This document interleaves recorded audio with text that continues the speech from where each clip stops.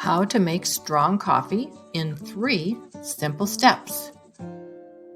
Knowing how to make a tasty, strong cup of coffee isn't rocket science, my friends, but still can be frustrating when you're trying to get your jolt a little bit stronger and it's just not panning out. No worries, my friend. Follow these 3 pretty simple steps coming up, and you'll be able to brew a cup to make your hair curl if you want or not, but you will be in control of the strength of your coffee. Step number 1 to making a good strong cup of coffee, it's all about the roast, the type of bean that you choose, Arabica or Robusta, a light roast or a dark roast, a whole bean or ground. The quick answer? Start with a good quality Arabica roast. Use a dark roast for stronger coffee and grind the whole beans because they'll be the freshest, tastiest, and have the most depth of flavor. And we're on to step 2. It's all about the water. The question is, what kind of water and how much to use? Well, when it comes to how much water to use when making strong coffee, think about the golden ratio, and yes, there really is one, which says 1 to 2 tablespoons of coffee for every 6 ounces of water. So think about that and relate it to what you've been doing in terms of how much water you're using. A typical cup of coffee has 8 to 10 ounces of water. So, to make your coffee stronger, adjust the amount of water you're using. You might be using too much. And filtered or bottled water will give you the cleanest taste. Try to avoid tap water.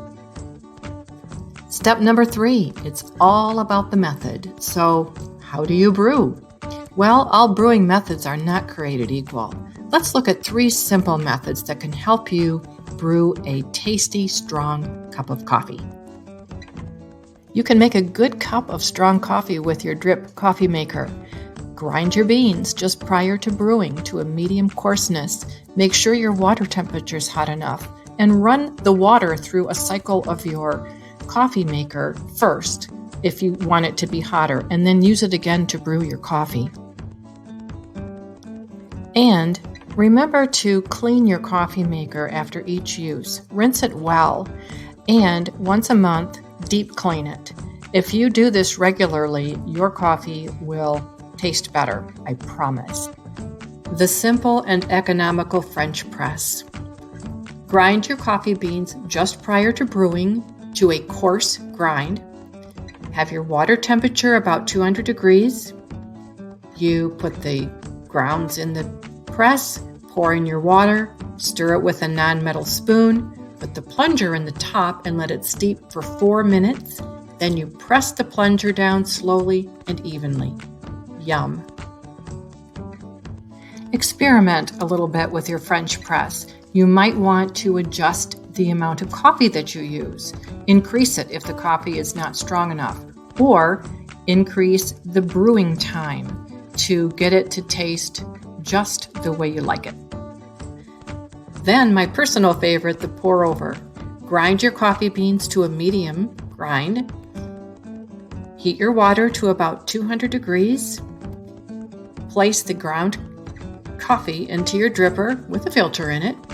Pour just enough of your heated water to cover the grounds and let it bloom for about 30 to 45 seconds. And then you slowly pour the rest of the water in using a circular motion.